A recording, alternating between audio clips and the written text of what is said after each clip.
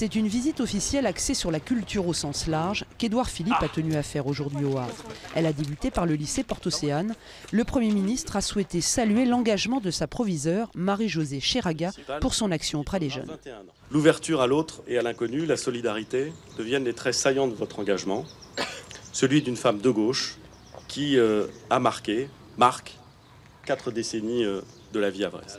Le Premier ministre a conclu ce discours en remettant à la proviseure les insignes de chevalier de la Légion d'honneur, un grand moment d'émotion pour elle. C'est un tel honneur, c'est l'honneur de la France, enfin, c'est quand même l'insigne ultime d'une reconnaissance d'un pays.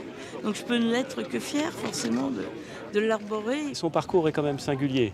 C'est une lutte contre des difficultés physiques, c'est une lutte contre une adversité parfois qui se place dans le regard des autres.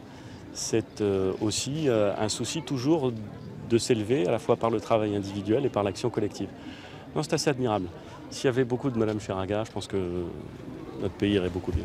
La visite d'Édouard Philippe s'est ensuite poursuivie dans les quartiers nord du Havre pour l'inauguration du 8e relais lecture par son successeur à la tête de la mairie, Luc Lemonnier. Nous sommes fiers d'ouvrir avec vous, Monsieur le Premier ministre, ce nouveau chapitre de Lire au Havre. Lire au Havre, le nom de la politique publique lancée en 2012 par Édouard Philippe, alors maire du Havre, pour amener le plus grand nombre à la lecture.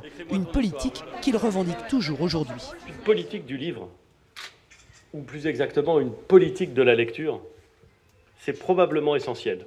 Ce n'est pas très spectaculaire, mais c'est absolument essentiel. Le Premier ministre a terminé sa visite par un bain de foule et les traditionnels selfies, mais en évitant soigneusement les sujets qui fâchent. Monsieur le Premier ministre, un mot sur l'éolien, s'il vous plaît. C'est inutile. Perdez votre temps.